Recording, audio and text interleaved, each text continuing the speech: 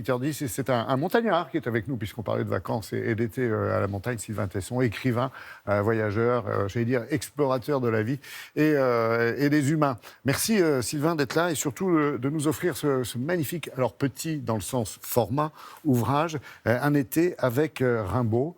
Pardon si je dis tu, Sylvain, parce qu'on se connaît, mais c'est comme ça. C'est un carnet de voyage, parce que Rimbaud était un voyageur. Mais j'allais dire, pourquoi tu n'as pas écrit il y a 50 ans? J'aurais mieux compris Rimbaud. Ah bon, parce que tu as les souvenirs de ta scolarité, Ouais. où les poèmes de Rimbaud nous paraissent incompréhensibles. Exactement.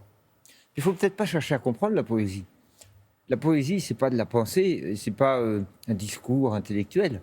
La poésie, c'est un coup, tu sais, comme un cavalier qui vient faire une razzia. Ouais. C'est ça la poésie, c'est on attrape le réel, on attrape la vie, on est dans le mouvement, les choses se déplacent, le poète met un nom sur les choses, et tout d'un coup le monde s'allume et le monde parle au poète.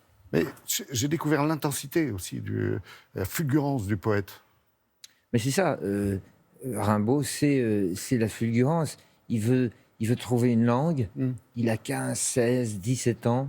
Oui, il va mourir jeune en plus. Il va mourir jeune, il va faire silence très jeune. C'est-à-dire, il écrit son œuvre entre 16 et 19 ans, Une saison en enfer et des Illuminations. Il dit tout ce qu'il avait à dire. Personne ne le comprend trop. Il n'a pas beaucoup d'écoute. Il n'a pas beaucoup de soutien.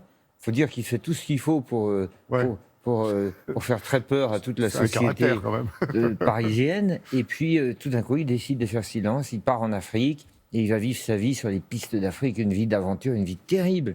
Une vie terrible. Pendant 10 ans, il va se détruire. Commerçant pas très honnête toujours. Hein. Oui, ils vendent des fusils, ils vendent des armes, ils traficotent, ils trafiquent. Je me souviens avoir visité... J'irais trafiquer dans l'inconnu. C'est ce qu'il écrit dans sa correspondance. On ne sait pas grand-chose de ce qui se passe pendant les années africaines, mais ce qui nous reste, c'est Une saison en enfer et des Illuminations. Et ces deux recueils, c'est ce que tu lisais quand tu étais enfant, que tu ne comprenais pas, mais c'est quand même un choc. Ça dit quand même une chose, ça dit que les mots, la langue que nous possédons, 26 lettres, un alphabet, quelques mots, c'est quand même simple. On a les mots, on a la langue, c'est notre seul trésor que nous avons en partage. Et il les plaque sur le monde et il réinvente la vie, il réinvente les choses, il réinvente le réel. Sylvain, ton illumination, toi, avec Rimbaud, t'en as envie de partir, le déclic, c'était quoi? C'était la pandémie? C'est parce que le voyage, c'est dans tes chaussures? C'est les deux, c'est la poésie et le mouvement. C'est la poésie parce que je trouve que le verbe, la langue s'effondre un peu, c'est-à-dire que on parle très vite, on est encerclé par les machines, on parle la langue des ordinateurs.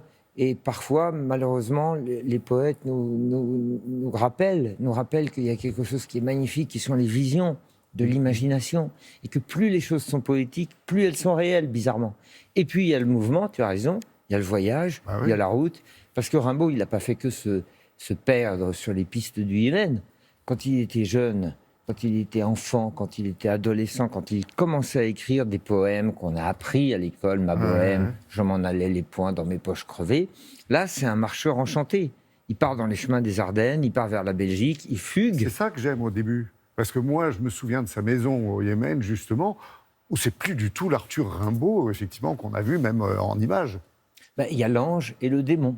Comme disait son ami Verlaine, il y a l'ange et le démon. Et l'ange du début, il part dans les Ardennes, il aime la nature, il aime la vie et il compose une poésie de la douceur, mais dans laquelle pointe déjà quand même le feu. C'est un voleur de feu, c'est lui qui le dit, c'est un voleur de feu.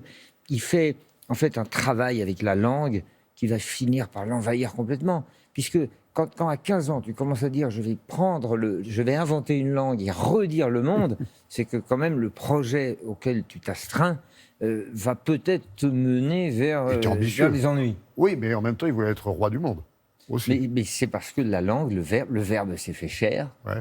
Ça, c'est la pensée chrétienne. Le verbe s'est fait chair. Et le poète reprend le verbe et redit le monde. C'est quand même une œuvre extraordinaire. Sylvain, moi je trouve que les chapitres sont courts, c'est comme un carnet de voyage à la découverte de Rimbaud, mais aussi de notre monde de façon générale. Et alors, je ne sais pas si tu as fait exprès, mais moi j'ai fait l'exercice, on peut revenir en arrière, redécouvrir un chapitre, on ne se perd pas.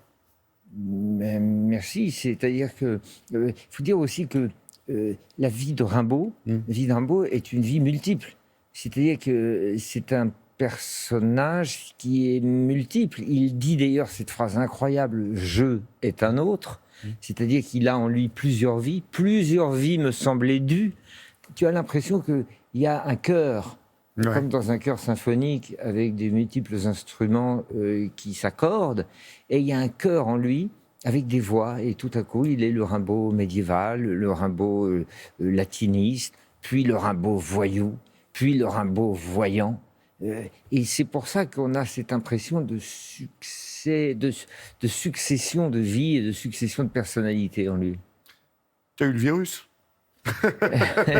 Celui-là, nous espérons tous être contaminés par le virus de la langue et le virus de la poésie, parce qu'encore une fois, on parle beaucoup de l'inégalité qui règne dans ce pays, dans ce monde. Mais la langue, le verbe, c'est quelque chose d'extraordinaire, car ça donne l'accès à une possibilité d'aimer le monde, d'entretenir une conversation avec la nature, avec les choses de la vie, avec la matière, avec les hommes, avec soi-même, à partir de 26 lettres. C'est extraordinaire, le langage. C'est à la fois un mystère, c'est le propre de l'homme, c'est ce que nous avons tous en partage, et c'est ce qui peut illuminer la vie. C'est ça l'illumination qui te fait sortir de l'enfer. C'est que les mots arrivent comme une grâce, comme un cadeau, et tu les poses sur le monde.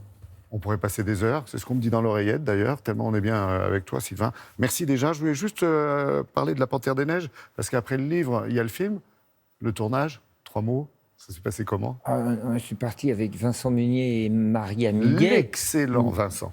L'excellent Vincent Munier, qui m'a emmené au Tibet pour voir les panthères. Et Maria Miguet, à 2 reprises, car nous y sommes allés 2 fois, filmait avec sa caméra. Elle est encore plus discrète que la panthère, parce que si tu veux avoir une chance d'approcher le monde sauvage, il faut tirer les vertus du sauvage, que nous avons complètement oubliées. La discrétion, l'immobilité et la patience. La patience.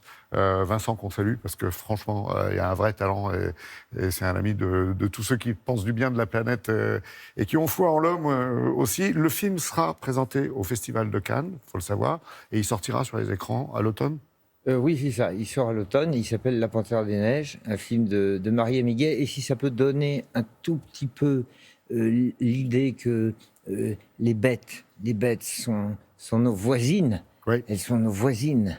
Et nous les méprisons beaucoup, nous les négligeons, et elles sont là. Alors, message reçu. Bon, moi, je suis content qu'il y ait une Panthère des Neiges sur un tapis rouge. Oui, sur un tapis rouge, et puis sur le plateau de Télématin. Merci, Sylvain. Merci de passer nous voir ce matin. C'était un super moment.